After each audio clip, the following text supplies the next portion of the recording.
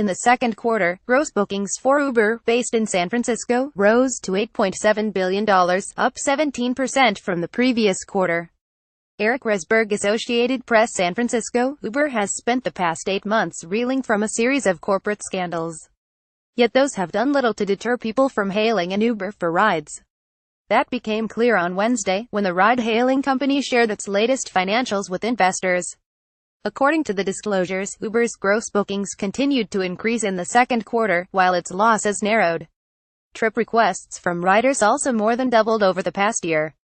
The numbers were a reminder of how much people have grown accustomed to using Uber as a transportation option, even as the company is grappling with multiple challenges. In June, Travis Kalanick resigned as Uber's chief executive after accusations that the company had become a hotbed of sexism and bullying. Benchmark, a major shareholder, has spent the past few weeks clashing with other Uber investors as it tries to oust Mr. Kalanick from the company's board.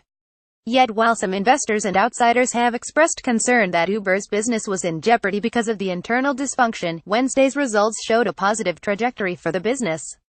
In the second quarter, Uber's gross bookings rose to $8.7 billion, up 17% from the previous quarter. Uber's adjusted net revenue, or the amount of money earned after paying out its drivers, jumped to $1.75 billion from $1.5 billion over the same period. Ride requests increased 150% from a year ago, though Uber did not disclose the number of rides requested. Losses narrowed to $645 million from $708 million in the previous quarter, or about 14% less than a year earlier. While Uber executives have historically been willing to spend billions of dollars to plow into new markets around the world, some of that spending has been reined in over the past year in countries like China and Russia. Uber is a privately held company, so it is not required to disclose its financials. But the company's results have often been reported by the news media in the past few quarters, and the growth of the business has provided a bright spot while Uber continues to struggle with its management and governance. The latest financials were earlier reported by Axios. Uber declined to comment beyond confirming the numbers. Even with a growth in Uber's business, investor confidence in the company is precarious.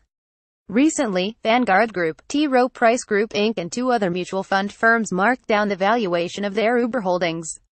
Vanguard, along with Hartford Funds, pushed its estimates of the value of an Uber share down by 15% to $41.46 a share for the quarter ended June 30, according to disclosures by the companies. The Principal Financial Group slashed its estimate for Uber to $42.72 a share in July, down 12.4% from $48.77 a share in April. And T. Rowe Price is now pegging the price of its Uber shares at $42.70 each, down 12% from its previous estimate. Fidelity Investments, another giant mutual fund firm, held its Uber estimate steady at $48.77 a share as of June 30. Michael Ramsey, an analyst with Gartner, said the lower valuations by some of the mutual fund companies were most likely a proactive accounting strategy for the funds that signaled an internal dialing down of their confidence in the San Francisco-based startup. They have to take a hit on their finances now to do it, he said of the mutual funds, but with all of the drama around Uber and its growth trajectory and leadership shakeup right now, there are a lot more signs out there that their valuation may be too high rather than too low. Uber is currently valued at around $68.5 billion, making it the most highly valued private startup in the world. The company has raised more than $10 billion in debt and equity, and it holds more than $6.6 billion in cash, down from $7.2 billion at the end of the first quarter. Because the firm is private, mutual fund companies must guess at how much their shares are worth. The markdowns were first reported by the Wall Street Journal. The mutual fund companies declined to comment on individual company valuations. There may soon be more clarity on what exactly Uber is worth.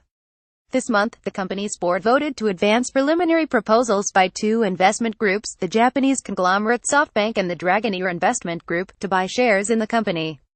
The board is also considering an offer from a consortium led by Shervin Pishevar, an early Uber investor, to buy shares.